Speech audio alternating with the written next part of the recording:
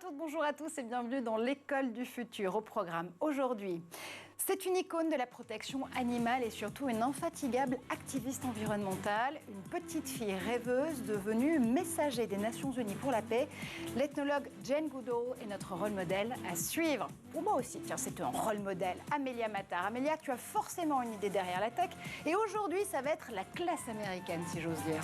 Oui, cette semaine, je vous parle d'un reportage du photographe Pierre de Vallombreuse au sein d'une classe américaine de Portland, publié sous la forme d'un livre aux éditions Les Arènes. Et on en parle tout à l'heure. Notre question du jour. En France, 40% des créateurs d'entreprises ont moins de 30 ans. Alors, c'est une bonne nouvelle, évidemment, pour l'économie. Ça sonne comme une fontaine de jouvence. Oui, mais pourquoi ont-ils et ont-elles envie de se lancer dans l'aventure entrepreneuriale? Et surtout, est-ce qu'ils maîtrisent les méthodes pour pouvoir y arriver?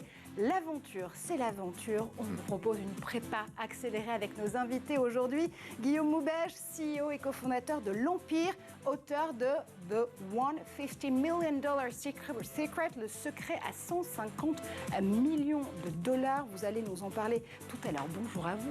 Bonjour Marjorie. Et Alexandre Pachulski, cofondateur de Talentsoft, auteur de Startup Story, c'est aux éditions Yateno. Salut. Mais d'abord, focus.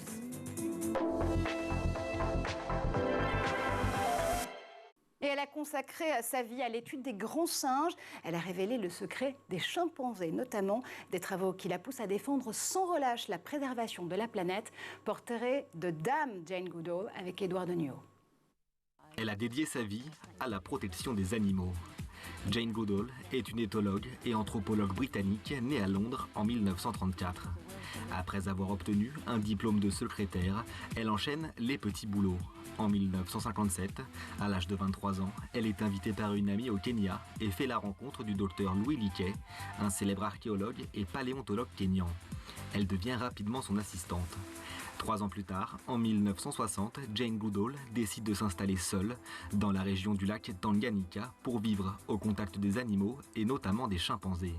C'est la plus longue étude de terrain sur les animaux sauvages vivant dans leur environnement naturel. Elle observe, en octobre 1960, un chimpanzé en train de fabriquer et d'utiliser des outils. Cette découverte majeure ébranle la notion d'être humain. À l'époque, on pensait que ce comportement était exclusivement réservé à l'homme.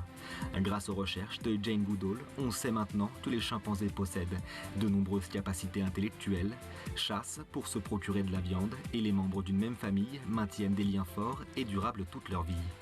En 1965, elle reprend ses études et obtient un doctorat en éthologie. Dans les années qui suivent, le docteur Jane Goodall reprend ses recherches et fait de nouvelles découvertes sur le comportement des chimpanzés. Ils sont omnivores et non pas végétariens comme on le pensait, et ils sont capables de mener des guerres contre leurs semblables. En 1977, elle crée le Jane Goodall Institute, une organisation mondiale de protection de la vie sauvage et de l'environnement. Aujourd'hui, le Dr Jane Goodall est une fervente militante pour l'environnement et elle se donne pour mission d'alerter l'opinion publique sur les risques encourus par notre planète. Récompensée et distinguée à de nombreuses reprises à travers le monde, elle est notamment devenue messager pour la paix des Nations Unies. Et retour sur le plateau de l'école du futur. Alexandre Pachulski, ça vous inspire, Jane Goodall? C'est vrai qu'au moment où on se pose beaucoup de questions dans notre secteur tech, sur la sobriété numérique notamment, sur la façon dont on va pouvoir rendre justement cet écosystème moins énergivore, il y a peut-être des personnages, des caractères, des trempes comme celle de Jane Goodall qui peuvent nous dire qu'il y a une solution possible et peut-être là aussi positive. Oui, déjà c'est inspirant parce que s'il y avait un peu plus de personnes comme elle, je pense qu'on n'aurait pas vécu l'été qu'on a vécu ensemble. Et surtout, ce qu'elle a montré, c'est que c'est parce qu'elle a été au contact des animaux immergés dans la nature qu'elle a compris à la fois les enjeux et elle a compris également l'impact de l'industrialisation et autres. Donc finalement, le mot qui me vient comme ça, c'est le mot empathie. C'est que souvent, on n'arrive pas à comprendre le vécu des autres, on n'arrive pas à cerner les enjeux autour de l'environnement parce que on vit dans des environnements complètement, quelque part, irréels. Donc ce que ça m'inspire, c'est le contact au vivant, l'empathie, et puis un peu ce que disait Philippe Biwix sur le low-tech. Peut-être un usage, en tout cas, si ce n'est raisonné, un usage ciblé avec des finalités très intentionnelles, très collaboratives. Bref, beaucoup de choses dont on peut parler longtemps et qu'on ne voit pas assez, en tout cas, en ce moment. De l'empathie, il va nous en falloir, tiens, justement, pour essayer de suivre ce voyage au long cours qu'est l'entrepreneuriat. Bouclez vos ceintures, on embarque tout de suite à bord du Startup Express avec nos invités.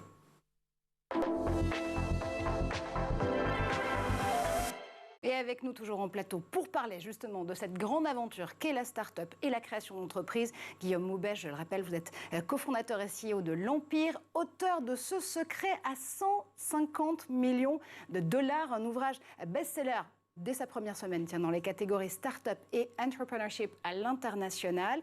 Alexandre Pachouski, cofondateur de Talentsoft, docteur en intelligence artificielle, faut-il le rappeler, auteur de Startup Story, ça sort chez Diathéno. Messieurs, d'abord, une start-up, c'est quoi pour vous, Guillaume ? Pour moi, une start-up, ça va être une boîte qui va décider de s'attaquer à un problème de façon innovante, avec l'objectif de pouvoir modifier en fait son business model rapidement afin de trouver une viability, donc faire en sorte que ça puisse fonctionner, apporter de la valeur. Et pour moi, une start-up doit aussi avoir une croissance qui est assez rapide, par définition. Donc, c'est l'idée de se dire qu'on part à fond et après on accélère, c'est un peu ça finalement. C'est un petit peu ça, ouais. Mais parfois, dans cette accélération, il va falloir réussir à négocier les virages. On le verra avec vous, notamment Alexandre tout à l'heure. Monter une start-up cette fois-ci, c'est quoi ? C'est tout sauf un long fleuve tranquille ? D'abord, en ce qui me concerne, puisque vous faisiez allusion à pas mal de titres de films, de l'aventure, c'est l'aventure de Claude Lelouch et autres. Vous avez vu mes clins d'œil, c'est voilà, si on reste dans le Lelouch, j'aurais tendance à dire que c'est hasard ou coïncidence. C'est-à-dire qu'en ce qui me concerne, étant un petit peu plus vieux que Guillaume et d'une génération... Je ne vois pas ce que vous voulez dire. N'érigeait pas la start-up comme une vraie possibilité. Et le mot, très sincèrement, en 2000, je pense que c'était à peine utilisé, voire inexistant. Pour moi, ce sont des rencontres entre des personnes qui sont concernés ou énervés par un sujet donné. Et en l'occurrence, moi, c'était mon cas. Ça n'avait rien à voir avec une volonté entrepreneuriale quelconque. Mon environnement faisait que j'étais énervé autour de ce qui concernait l'emploi. Et j'avais le sentiment que c'était une forme... finalement, le travail était une forme d'esclavagisme moderne, quoi qu'on en dise. Et donc, à partir de ce moment-là, créer une entreprise, c'est simplement se dire... ça m'énerve suffisamment pour que j'ai envie d'y consacrer du temps, sans nécessairement, sincèrement, au démarrage, penser en faire mon métier. Et donc, ce que je trouve intéressant, c'est un démarrage où il y a une intention d'abord, et il se trouve qu'ensuite, ça se transforme en une entreprise. Alors qu'aujourd'hui, on sent parfois à l'inverse, qu'il y a une volonté d'entreprendre parce que c'est hype, en se demandant, et j'en croise tous les jours, qu'est-ce qu'on pourrait bien faire qui marcherait ? Donc c'est vrai que dans mon cas, c'était très naïf, mais bon, visiblement, ça peut quand même fonctionner. Et cette méthode, si j'ose dire, ou plutôt ce bon réflexe, tiens, de se dire, il y a un problème, on va essayer de le craquer, de trouver une solution, et ça peut passer par une boîte. C'est aussi ce qui t'a amené à cofonder Coloris, Amélia. Oui, clairement, effectivement, je me suis rendu compte que le sujet de l'éducation numérique concernait aussi les jeunes enfants, d'autant plus que l'enfant, entre 0 et 8 ans, passe par une période tout à fait exceptionnelle dans ses apprentissages. Il s'imprègne complètement de son environnement. Or, son environnement est très numérique. Et je me suis rendu compte qu'il y avait un trou dans la raquette parce qu'on n'expliquait pas à ces jeunes enfants comment ça fonctionne, comment prendre de la distance, comment développer son esprit critique. Et voilà, donc du coup, je me suis mise à créer des contenus pédagogiques et à essayer de les diffuser au plus grand nombre. Oui, donc il y a toujours cette envie, encore une fois, de trouver une réponse concrète à un problème, lui aussi très concret. Et vous le disiez, Alexandre, on a l'impression aujourd'hui, finalement, que beaucoup de jeunes entrepreneurs ou entrepreneuses se disent « Tiens, la start-up, c'est la solution », mais pensent avant tout à lever des fonds. Combien de zéros sur le chèque seront levés en réalité ? Et puis la revente derrière, avant même de se dire que peut-être qu'on peut créer un emploi, 2 emplois, soyons fous, directement avec cette entreprise. La levée de fonds, c'est quoi ? C'est le chant des sirènes ? C'est un peu le chant du cygne en 2022 dans le contexte qu'on est en train de traverser ? Guillaume ? Alors, je pense en fait ce qui est compliqué, c'est que l'écosystème actuel a énormément montré et reconnu le succès d'une start-up comme étant la somme qui devait lever. Pour moi, je pense qu'il y a énormément d'entreprises qui ont besoin de ces fonds pour accélérer, développer leur recherche et développement. Enfin, il peut y avoir 1000 raisons pour lever des fonds. Je pense que ce qui est important, c'est de ne pas associer ça au succès d'une boîte. Parce que ce qu'on peut voir, en fait, sur le terrain directement avec des entrepreneurs qui veulent se lancer, c'est qu'avant même d'avoir une idée, je vois de plus en plus de personnes. Moi, j'investis pas mal dans des boîtes, donc je reçois énormément de pitch deck, je pense des dizaines par jour, de personnes en fait qui pensent que pour se lancer, ils ont forcément besoin de ces fonds avant même d'avoir prouvé que ce qu'ils veulent développer répond à un vrai problème en fait. Et le problème, je pense, c'est autour de ça. Parce que les fonds aujourd'hui, avec la situation économique et tout ce qu'on voit, c'est sûr qu'on se rend compte que quand il y a des boîtes qui vont perdre, pour ne pas citer de nom, mais des dizaines et des dizaines de millions d'euros chaque année. On en connaît. On en connaît pas mal. Et qui potentiellement vont mettre la clé sous la porte, ce qui veut dire des centaines et des centaines d'emplois et des gens mis à la porte. Parce qu'au final, en fait, c'est ça, quoi. C'est que les startups, les entreprises, c'est des gens. On voit les réussites, les valorisations à quelques milliards, mais quand il y a des centaines d'emplois à la clé, pour moi, il y a un vrai problème. Alors qu'une croissance rentable et maîtrisée, c'est une croissance où en fait, tu construis avec des gens, tu peux te développer et il y a de l'empathie, tu en parlais tout à l'heure, avec les gens qui t'entourent. Donc pour moi, c'est vraiment, je pense, le débat, la levée de fonds, elle peut servir, mais pour moi, ce qui est important, c'est juste de montrer d'autres modèles alternatifs à la levée de fonds et d'autres boîtes qui existent et qui réussissent à être en hypercroissance sans lever des fonds. En fait. Et c'est vrai que c'est un modèle que vous avez montré tout de suite sur tous les réseaux, si j'ose dire là aussi, puisque l'année dernière, en 2021, vous avez pris le monde numérique à témoin en refusant une offre à 30 millions de dollars pour Lemlist, l'entreprise que vous aviez précédemment cofondée avec deux autres cofondateurs lillois. 30 millions, ça se refuse aussi simplement ? En fait, ce qui était difficile, c'est qu'il y avait, c'était pas juste une levée de fonds. Donc la levée de fonds, en gros, pour faire simple, c'est on donne de l'argent à la boîte, il y a une augmentation du capital et cet argent, tu peux le dépenser dans ta boîte. Donc là, il y avait une partie donc, de levée qui représentait 15 millions et une partie qu'on appelle cash out ou secondaire, ce qui veut dire qu'il y avait 15 millions qui étaient pour nous. Et donc là, en fait, tu refuses en fait pas juste une levée de fonds, tu refuses aussi potentiellement de l'argent pour toi en direct. Mais l'objectif, en fait, moi, de ce que j'avais fait en fait au cours de un mois à peu près où j'avais annoncé publiquement qu'on allait lever des fonds pour montrer en fait le processus de levée avec ce qui était important, comment contacter des investisseurs. J'avais aussi fait tout un pitch avec une investisseur qui était basée aux États-Unis en live afin de montrer aux gens et d'éduquer parce qu'une fois de plus, je pense que pour plein de personnes, c'est utile de savoir comment lever des fonds à un certain moment de la vie d'une startup. Et ensuite, j'avais décidé du coup publiquement de refuser l'offre afin de montrer qu'en fait, on pouvait aussi se développer sans forcément avoir levé de fonds. Et en gros, je m'étais rendu compte que juste après ça, j'ai reçu des milliers de messages de personnes qui, eux, avaient même pas lancé en fait leur boîte, mais qui passaient depuis peut-être des mois et des mois à essayer de contacter des investisseurs. Ils n'avaient jamais de réponse parce qu'ils n'avaient pas les bons réseaux, pas fait les bonnes écoles, etc. Et en fait, c'est des gens qui perdaient du temps en se disant que la seule clé de la réussite pour leur start-up, c'était justement de lever des fonds. Alors qu'en fait, aujourd'hui, dans le digital, clairement, avec moins de 100 euros, tu lances une boîte. Moi, ma boîte, je l'ai lancée avec 1000 euros. De 1000 euros à 150 millions en 3 ans et demi à peine. Tous les secrets, justement, de Guillaume Houbèche sont dans cet ouvrage. Procurez-le vous, si vous voulez en savoir plus. Puis surtout, on vous suit toujours sur les réseaux pour essayer de comprendre quelle est votre aventure entrepreneuriale. Alexandre, je vous retourne la question. On le disait avec Guillaume, peut-être que la levée de fonds, ce n'est pas forcément le maître étalon du succès dans l'économie numérique. Et est-ce que finalement, ce n'est pas tant mieux ? Oui, en fait, si on ramène ça aux individus, on a mesuré à l'école la performance d'un élève avec des notes. Pas du tout avec son bien-être, pas du tout avec son développement personnel. Je pense qu'on a vécu la même chose. Ensuite, on est dans l'entreprise. La performance, c'est les entretiens annuels. Tu as atteint les objectifs, tu n'as pas atteint les objectifs. Entre guillemets, le KPI, l'indicateur clé autour des startups, c'est le revenu. C'est pour ça qu'aujourd'hui, on parle de centaure pour ceux qui vont atteindre le cap des 100 millions et licorne ou décacorne pour ceux qui ont levé X millions. Donc en fait, rien de nouveau. C'est simplement, voilà, on a trouvé notre indicateur.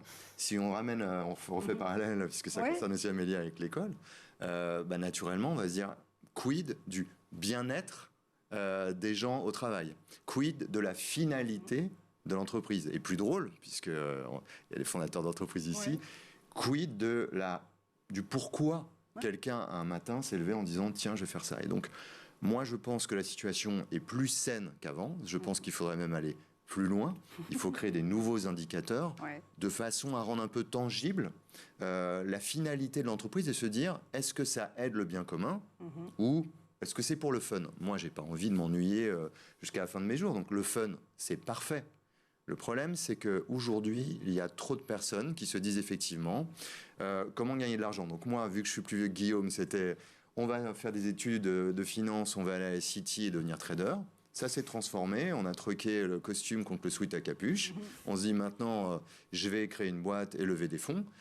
Ce sont à peu près les mêmes personnes qui font ça. Mais finalement, on a l'impression, quand vous en parlez, que c'est finalement un placement financier plus qu'autre chose. Oui, c'est du trading en hoodie. C'est-à-dire qu'on a aujourd'hui, on commence à avoir une méthodo pour faire un bon pitch, avoir ton go-to-market. Donc on va avoir 5, 10, 15 termes, un champ lexical finalement assez pauvre, pour dire, voilà, j'ai un pitch deck et je peux lever. Moi, je crois qu'il faut vraiment se ramener encore une fois à l'éducation. Est-ce que quand on se lève le matin, on peut regarder vaguement l'état de la planète et de se poser une et une seule question ? Est-ce que je veux être millionnaire dans ma bulle, désolé, mais emmerder tout le monde et puis dire, ça durera le temps que ça durera, ou se dire, moi, tel que je suis, qu'est-ce que je peux faire ? Et je pense qu'on peut tirer un vrai bonheur de sentir qu'on est utile, et c'est pas forcément non plus un sacerdoce. Donc je crois que c'est plutôt par là que les écoles de commerce, les grandes écoles qui forment aujourd'hui les entrepreneurs d'aujourd'hui, de demain, devraient s'orienter, de se dire, bon, finalement, est-ce qu'on peut aligner ce que tu as envie de faire, ce qui t'éclaterait, avec ce dont la planète a besoin. Et by the way, on a géré Talentsoft comme ça.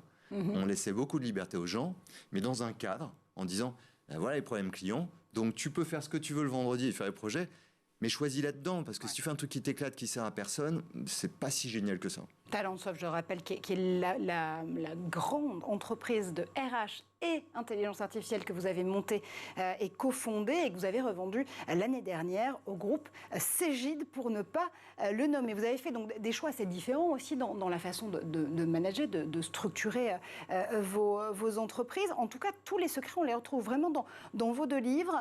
Et si je retiens en tout cas vraiment une chose de cette discussion sur le levée de fonds, c'est qu'il faut savoir pourquoi on va lever des fonds. Et c'est exactement ce que vous décrivez là aussi dans le processus. Pourquoi est-ce que j'ai besoin de cash ? Pourquoi est-ce que j'ai besoin d'aller voir des investisseurs ? Est-ce que ça va servir, en effet, la façon dont je peux ajouter des lignes de produits à mon entreprise, ou je peux aller conquérir un autre marché à l'international, pourquoi pas, ou je peux créer encore 1, 2, 3, 10, soyons fous, 100 emplois dans une entreprise. En tout cas, ça sert énormément les entreprises de la French Tech, puisque EY vient de dévoiler son baromètre du capital risque en France, c'était le 7 septembre dernier.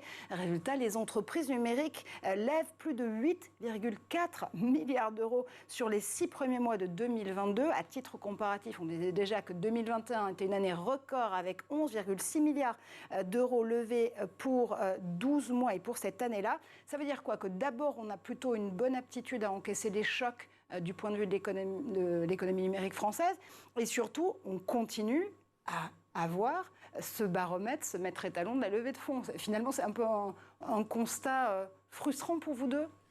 Bon, moi, en ce qui me concerne, je pense une chose assez simple. On a vendu effectivement l'année dernière. On a été créé en 2007. Donc moi, la situation actuelle, c'est la situation que j'ai toujours connue. À savoir, l'argent n'est pas gratuit.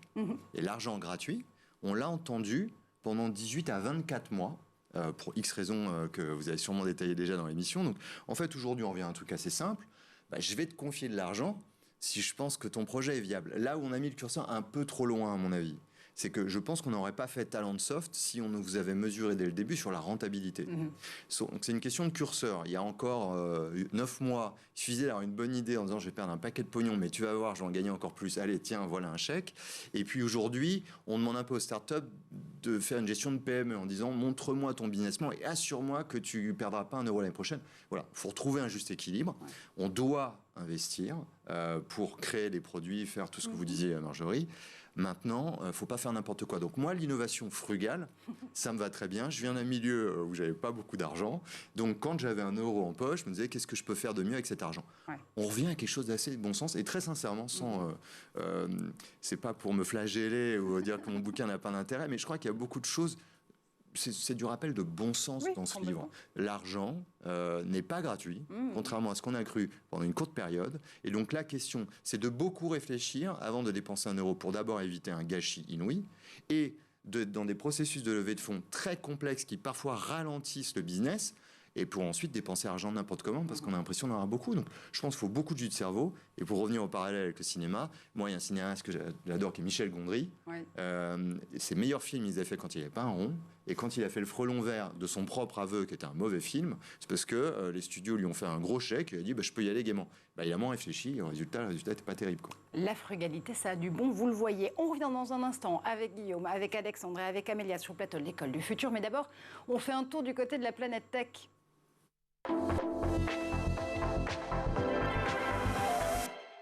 Et c'est le Zap avec Edouard Deniau.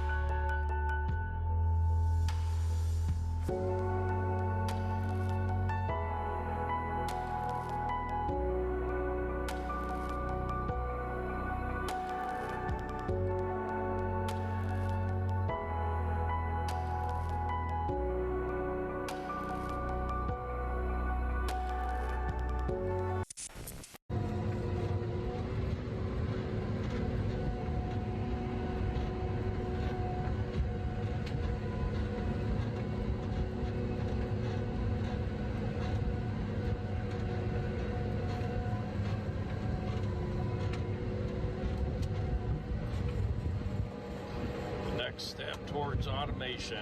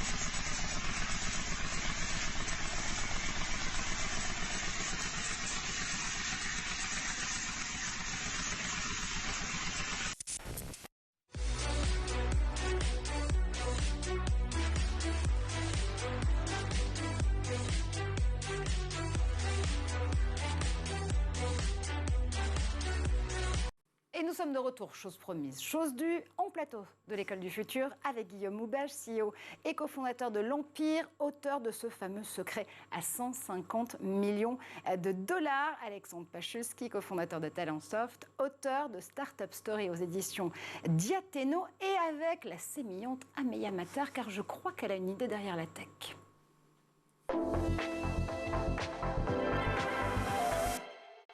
Et Amélia, je le disais, classe américaine avec toi aujourd'hui. Absolument.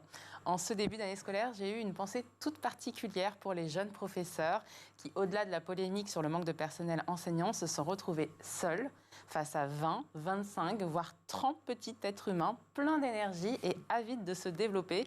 Franchement, posons-nous 2 minutes sur cette situation. Pensons à tous ces professeurs qui vivent ces moments de haute intensité émotionnelle. Imaginez un peu vous retrouver soudainement face à 30 regards sceptiques auxquels il faut expliquer le théorème de Pythagore. Vous, l'adulte, l'incarnation de la privation de liberté et des équations à tellement d'inconnus. Eh bien, Pierre de Vallombreuse a voulu nous livrer en photo dans un livre intitulé « Une classe américaine, une école à Portland en lutte contre la ségrégation ». Ces moments d'un professeur balbutiant dans le contexte social très particulier de Portland, ville qui porte en son sein un héritage très lourd. Alors, qui est réellement Pierre de Vallombreuse ? Alors, Pierre de Vallombreuse est un photographe connu surtout pour ses photos des peuples autochtones, photographiées dans le monde entier. En 2017, il reçoit le prix international Planète Albert Kahn et ses travaux sont unanimement salués. Et je trouve assez saisissant que ce photographe spécialiste des peuples autochtones s'intéresse aussi à cet autre peuple, le peuple des jeunes adolescents de Portland, comme si finalement, à l'instar des peuples autochtones, ces ados troublés par l'histoire de leur territoire avaient eux aussi quelque chose à nous apprendre de l'être humain, une vérité universelle cachée entre les murs de cette école. J'aime bien cette idée et je rejoins cette vision de l'adolescence comme période criante de vérité. Alors, je ne sais pas s'il a voulu aller jusque-là, des fois je vais un peu loin, mais il est certain que dans ce livre, livre, Jason, le professeur que l'on observe en photo, découvre certaines vérités sur l'enseignement. On a envie de mieux connaître justement Jason, parce qu'on a surtout envie d'être à ses côtés tous les jours. Oui, et dans ce reportage, ce pauvre Jason donc, est nouvellement nommé dans cette école particulière de Portland. Et clairement, les clichés nous montrent que c'est la grosse galère. Les images du début témoignent de ces difficultés. On voit les regards condescendants des enfants, leur profond ennui et l'abattement du professeur face à ses élèves qui lui rendent la vie dure. Et on se dit... Waouh, c'est chaud. Et puis, au fil des pages, peu à peu, les regards s'adoucissent, les postures se redressent et la joie d'apprendre transperce les pages. Le plaisir d'enseigner aussi se voit. Les photos montrent les enfants concentrés, on devine des travaux compliqués qui requièrent d'être investis dans les apprentissages. On observe des dynamiques de groupe qui porte certainement chaque individu. Le reportage photo est accompagné de textes et de commentaires de l'enseignant lui-même et il admet volontiers ses déboires de début. Et je trouve remarquable dans ce reportage sa capacité de remise en question. Absolument, mais est-ce que justement au travers des photos de Pierre de Vallombreuse, on veut aussi mieux comprendre la façon d'enseigner de Jason et cette école si particulière? Oui, il explique, l'enseignant, et on le voit en photo, qu'il a modifié l'organisation par exemple du mobilier de la classe pour créer davantage de cohérence de groupe, de cohésion de groupe. Il n'a pas hésité à réunir les tables. Il reconnaît aussi ses erreurs et il dit une phrase qui m'a beaucoup frappée. Il dit « Je me suis immédiatement dit que s'il n'y avait qu'une seule phrase... pardon, j'ai jamais fait ça encore, mais il faut qu'on la refasse. Il nous dit « Ce que je ferais différemment avec du recul, prendre le temps de nous connaître par des jeux et des activités avant d'entrer dans le dur de l'enseignement. » Donc finalement, pour bien apprendre, il est donc crucial de d'abord bien jouer le jeu et donc la joie comme terreau des apprentissages. Quelle belle vision tire-t-il de cette expérience? Absolument, une très belle vision en effet. Voilà, et pour finir, je vais vous lire ces propos d'un enfant de la classe rapportés en conclusion du livre. Cet enfant nous dit « On se dit à chaque fois que c'est juste des profs, mais à force on les connaît très bien, ils deviennent notre famille et à chaque rentrée, on s'en va sans vraiment les revoir. Donc apprenons d'abord à nous connaître, c'est bien de ces liens que naissent les vrais apprentissages et les vrais enseignants. » Guillaume, vous vous souvenez d'un de vos profs qui vous a particulièrement aidé, intéressé, inspiré peut-être? J'en ai eu pas mal qui étaient soit qui m'ont traumatisé. Ok, on va éviter cela. On va éviter cela. Et puis, non, c'est vrai, je pense que l'apprentissage par le jeu, essayer de toujours trouver des anecdotes de la vie réelle pour essayer d'apprendre des choses, c'est toujours plus intéressant. Et ce que vous avez fait aussi, puisque avant de monter justement vos deux premières entreprises, vous avez passé 1 an à aller partout dans le monde, vous confronter à des métiers que vous n'auriez jamais fait sinon. C'est ce qui vous a aussi aidé à toucher du concret, une certaine école de la vie, si j'ose dire? Ouais, c'est sûr. En fait, je pense que pendant ce voyage, où du coup pendant 1 an j'utilisais les réseaux sociaux pour me loger gratuitement chez les gens, je me suis rendu compte en fait de l'importance de la liberté, du fait que les règles qu'on a en Europe, c'est pas forcément les règles qu'on peut avoir dans d'autres pays dans le monde. Ce qu'on trouve normal chez nous, c'est pas du tout normal à l'étranger. Et en fait, tout ça, ça m'a apporté, je pense, pas mal d'ouverture d'esprit, mais surtout, je dirais une certaine créativité dans le fait de pouvoir toujours réinventer des nouvelles règles et de faire les choses aussi différemment. Chose que je pense qu'on perd totalement avec l'école, puisque l'école, si on regarde, en fait, pour moi, c'est l'inverse de la vie, quoi. C'est-à-dire que, en fait, tout le monde est obligé d'apprendre au même rythme, ce qui est totalement faux dans la vie réelle. Quand on regarde ce que les autres font, on dit que c'est de la triche. Donc, on peut pas copier à l'école, c'est totalement de la triche. Et puis, ouais, il n'y a pas forcément de collaboration non plus, on doit tout faire par soi-même. Et pour moi, en fait, c'est pas la vie. Pas la vie réelle. Alors justement, on va confronter, messieurs, votre vision de l'école et de la vie et de cette école qu'est l'entreprise, la création de start-up dans la deuxième partie de notre talk. Start-up, c'est un peu l'école de la vie. Qu'ont-elles à nous apprendre sur l'éducation? On en reparle tout de suite. Oui, parce que quand on vous écoute, Guillaume, on se dit qu'en effet, il y a peut-être quelque chose à revoir dans le système scolaire. C'est ce que vous avez fait, Alexandre, de façon très pragmatique, puisque vous avez aidé à cofonder une école, l'autre école. Elle porte très bien son nom, c'est une nouvelle pédagogie pour les 2-11 ans à Boulogne, une école lancée en 2018 pour préparer les enfants au monde de demain. Ça sonne comme la tagline, comme en l'occurrence d'une boîte et d'une start-up. De toute façon, c'est parti de ma frustration du monde de l'entreprise, où je me disais, tout ce que vient de dire Guillaume, et que je partage complètement, le problème, c'est que quand on a 30, 40, 50 ans, comment expliquer à quelqu'un, typiquement, que copier, c'est OK ? Parce que copier, c'est une forme de collaboration, quelque part. Alors qu'évidemment, copier, c'était moyennement OK à l'école. Et donc, il faut tout revoir, y compris les notions de confiance, se faire confiance. Donc, moi, j'écrivais à l'époque un livre qui s'appelait Unique, où je parlais d'éducation, d'entreprise et autres. Et je me disais, mais Unique, et si la clé du monde de demain, c'était nous aux éditions Hachette. Voilà, et en fait, le truc, c'est que je me disais, mais en fait, c'est un peu idiot parce que il faudrait repartir de l'école pour arriver vraiment à faire ça harmonieusement en entreprise. Je me suis dit, le mieux, c'est peut-être d'essayer d'appliquer ces préceptes. Donc, j'avais mis une somme d'argent de côté. J'ai rencontré une 50aine de personnes avec l'idée de créer mon école. Et un soir, de façon complètement fortuite, encore une fois, j'ai croisé Lionel Sayag qui m'a parlé de son projet qui se trouvait être exactement le projet que j'avais en tête. Et je lui ai dit le soir même, écoute, plutôt que de créer la mienne, je vais t'aider à créer la tienne, en fait. Et du coup, c'est parti comme ça. Et il a créé donc l'autre école. Et ce qui était très simple, finalement, comme précepte, c'est est-ce qu'on peut aider les enfants à se découvrir ? Parce que pour aussi avoir investi dans le Switch Collective à peu près à la même période, où je voyais des trentenaires et quadras successful se dire, mais qu'est-ce que je fous là, à ce moment de ma vie, dans ce job ? On comprend qu'on n'apprend jamais aux enfants à se connaître eux-mêmes, connaître leurs forces, leurs faiblesses, comment ils sont heureux, pas heureux. Alors ça se rapproche davantage des écoles nordiques, davantage centrées sur la notion de bonheur, là où nous, on est encore une fois centrés sur les notions, on en parlait au début, de notes, d'efficacité. Donc voilà, mais il y a 1000 parallèles à faire entre l'entreprise et l'école. L'entreprise qui est quelque part la session de rattrapage de ceux qui n'ont pas pu aller dans les écoles alternatives. Alors, on va y revenir dans un quart de seconde, mais si je vous entends bien d'abord, et Amélie, évidemment, tu rejoins la conversation quand tu le souhaites, ça veut dire quoi ? Qu'aujourd'hui, vous avez le sentiment que l'école, ici notamment en France, elle est faite pour des enfants dans la norme ? Alors, moi, je vais juste répondre pour moi. Qui était bizarre. Alors bizarre, c'est rigolo parce qu'aujourd'hui, dès qu'on est bizarre, on dit t'es HPI. Non, j'étais peut-être juste bizarre en fait. Pas forcément HPI. Le truc, c'est que je pense, ce que j'écrivais aussi, c'est qu'on souffre d'autisme ou qu'on soit surdoué. Je pense qu'on va ramasser de la même façon parce que c'est fait, comme tu le disais, c'est top-down, c'est un programme, ça s'adapte zéro aux formes d'intelligence des enfants. Et heureusement, si on était élevé comme ça dans nos familles avec un programme et on n'était pas écouté, on serait tous chez le psy, quoi. Donc moi, personnellement, et c'est pas de la faute des profs, parce que je pense que quand, vous le disiez Amélia, on est face à 30 gremlins et qu'on a 3 ans dans les pattes d'expérience. Mais moi, j'en serais incapable. Déjà, 2, c'est magnifique. Donc, c'est compliqué. Et là, pour le coup, je pense aussi, c'est un autre sujet, mais que la tech peut peut-être aussi aider quand même. Mais on va justement en parler dans un quart de seconde. Là aussi, l'école, elle n'est pas faite pour des enfants qui auraient peut-être parfois des envies différentes, des besoins différents, des envies d'apprendre aussi différemment.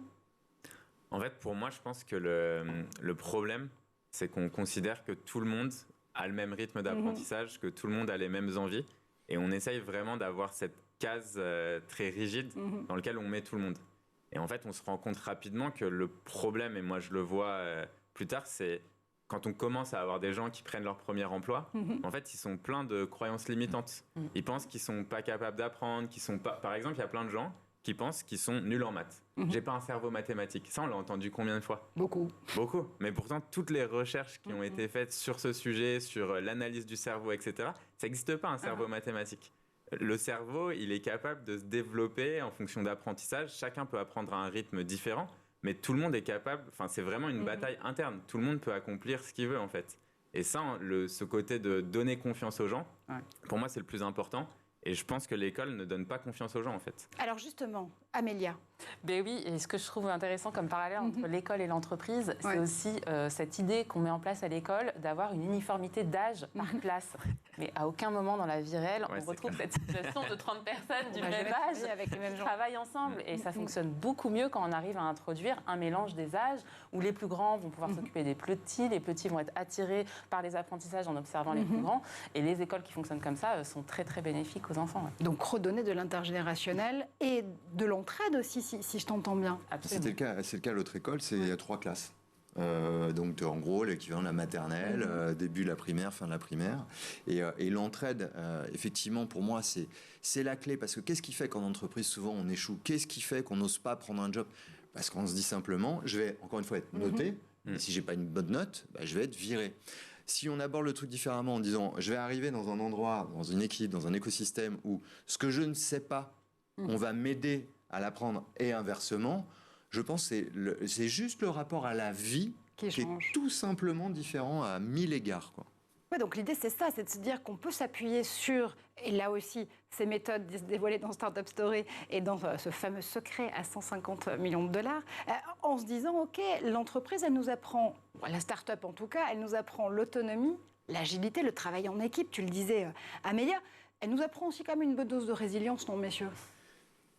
Résilience. Et moi, le mot-clé que j'adore, d'ailleurs, récemment, il y a une étude qui montrait que c'est une forme d'intelligence, c'est l'humilité. Le problème, humilité et vulnérabilité. Ouais. Le problème, là aussi, c'est que quand à l'école, on dit « je sais pas », on n'est pas applaudi. On dit « t'aurais dû bosser ».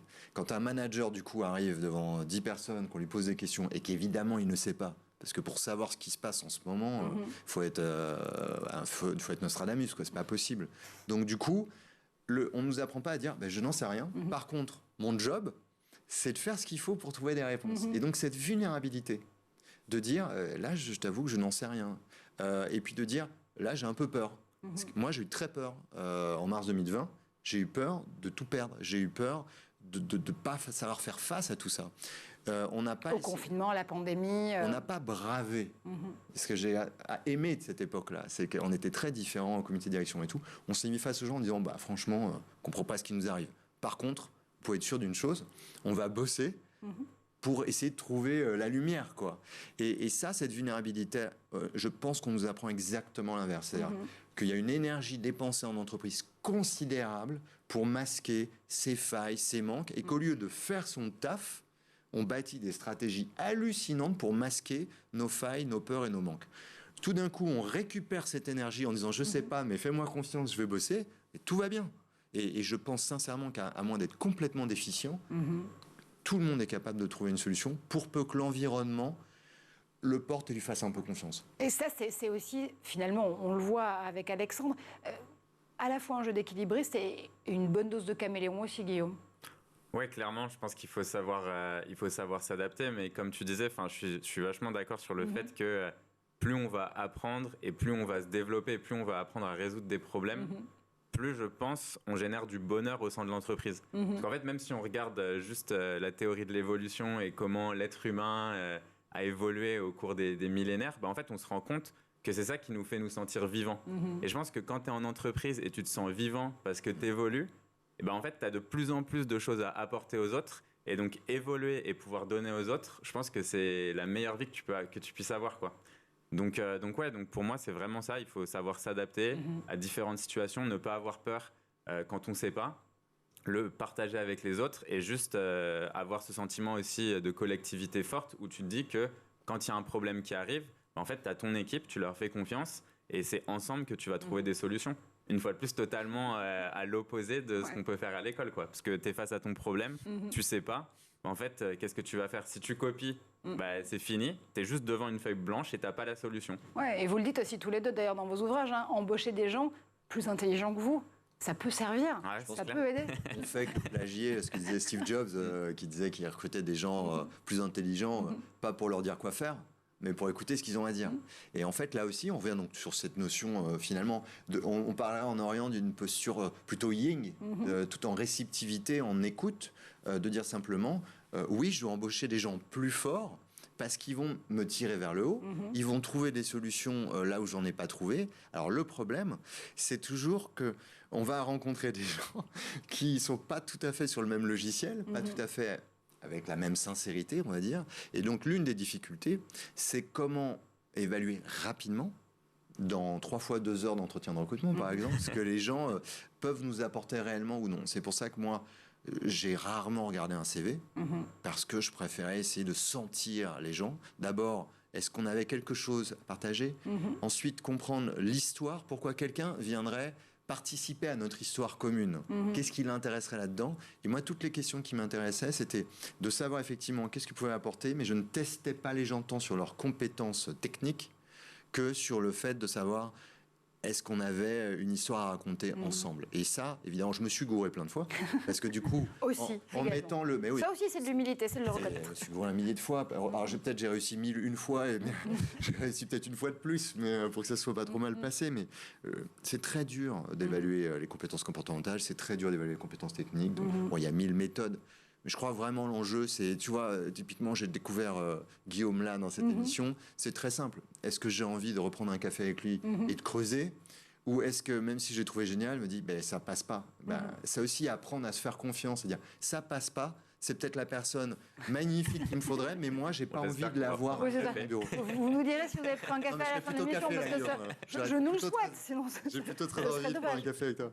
Mais ce qui est intéressant, c'est que là, on est en train de se dire que oui, il y a beaucoup de choses à apprendre de la méthode start-up pour pouvoir justement donner de nouvelles idées pour co-construire l'éducation de demain. Loin de nous l'idée de transformer les enseignants et enseignantes en start-upers et start-upeuses, mais peut-être de se mettre en mode start-up dans la façon dont on va aborder en effet un groupe d'enfants, une classe, aussi à nouveau des données concrètes à leur enseigner. En parlant de données, tiens donc, lien avec l'intelligence artificielle, vous avez appliqué, Alexandre, l'IA aux ressources humaines avec Talentsoft. Comment est-ce qu'on peut appliquer l'intelligence artificielle à l'éducation ? Alors là, pour le coup, je ne fais que répéter ce que j'ai vu comme initiative. Donc, il y avait une initiative qui était d'un ancien de Google. Je crois que c'est Max Ventila, pardonnez-moi si j'écorche son nom, et qui a créé AltSchool. Alors, ça a été depuis revendu, je crois, malheureusement, mais l'idée était très simple. C'était d'être allié à ce que vous disiez, Amélia. À partir du moment où il y a différentes formes d'intelligence, différents rythmes, comme tu disais, Guillaume et autres, comment on peut cerner cette forme d'intelligence? Il faut du temps pour ça. Et ensuite, adapter les dispositifs d'apprentissage aux enfants. Donc, c'est l'utilisation de la technologie et de l'intelligence artificielle servait à ça. Donc, d'abord, prise de pouls et identification. Donc, je crois que ça s'appuyait sur une forme d'intelligence de Gartner, contestée certes, mais il faut bien une forme de classification pour l'intelligence artificielle. Et ensuite, on adapte et le tempo et la façon de présenter les choses à chaque enfant. Donc, c'était une forme de simulation de 30 professeurs pour 30 élèves, ou un peu l'approche des précepteurs. Et ça, je crois que la technologie sur un peu la prise de pouls et la restitution, c'est ce qu'on faisait d'ailleurs chez Talentsoft, c'est identification des talents, des formes de compétences, et ensuite, comment aider les gens à les exprimer. Je crois que c'est vraiment, pour moi, c'est les deux choses qui m'obsèdent dans la vie. On identifie et après, on favorise l'éclosion. Donc en matière d'EdTech, de technologie de l'éducation, il faut se dire que la technologie, ou les technologies d'ailleurs au pluriel, vont être une boîte à outils pour révéler justement ces aptitudes, ces capacités des apprenants et des apprenantes, ces talents en devenir, mais pas forcément en faire un solutionnisme absolu. Moi, en tout cas, j'en suis persuadé. Je ne veux pas vivre dans un monde où la solution, c'est forcément la tech, où les gens sont remplacés. J'ai lu tous les ouvrages de Philippe Cadic et autres. J'ai pas envie des marteaux de Vulcain. Vous ne voulez pas vivre dedans? Je veux pas de ça. À l'extrême, je préférerais revenir à une forme d'artisanat. Et alors, c'est ce que fait pour le coup Hectare dans l'agriculture, par exemple. Absolument, qui est une des nouvelles écoles. Ils veulent vraiment pas tuer l'agriculture. Ils veulent vraiment pas tuer les agriculteurs. Ils font tout l'inverse. Ils font une école d'agriculture. Mais la tech va aider des gens peut-être comme toi et moi à se mettre dans une filière où à la base on n'a pas forcément les compétences, mais on va avoir une assistance. Donc je crois, le mot-clé, moi, c'est assistance. Je veux vivre dans un monde où oui, la tech peut nous assister, mais c'est drivé par l'humain avec toutes ses failles et son irrationalité. Je préfère vivre dans ce monde-là personnellement. Une école de demain qui sera peut-être tech, mais en tout cas, je voulais dire que tech ou ne sera pas, mais non, qui sera tech, mais qui sera là aussi en complément, en apport évidemment de la valeur ajoutée humaine. Dernière question avec vous, Guillaume, si vous aviez un conseil à donner à une ou un futur start-upper aujourd'hui en 2022, ce serait quoi ? Je pense que le premier, la partie la plus dure, c'est de se lancer en fait. On a l'impression que c'est une montagne de commencer à lancer une boîte. Mais en fait, tout ce qu'il faut, c'est faire ce premier pas, quoi. C'est créer le momentum, créer cette première sortie de zone de confort. Et en fait, quand on regarde un peu le système français, on est quand même ultra bien accompagné, tu vois, avec tout ce qui peut se passer. Enfin, quelqu'un qui travaille aujourd'hui et qui potentiellement décide de lancer sa boîte, il va avoir le chômage pendant 2 ans, il va y avoir des aides de l'État. Enfin, il y a plein de choses, il y a plein de systèmes qui sont mis en place pour diminuer à fond le risque. Donc je pense qu'il faut sortir de la tête que l'entrepreneuriat c'est risqué, il faut se lancer et vous allez adorer quoi. Et ben voilà un message d'espoir. Merci infiniment Guillaume Moubèche, merci Alexandre Pachulski, merci comme toujours à Amélia Matar. On se retrouve nous dès demain dans l'école du futur pour un prochain épisode.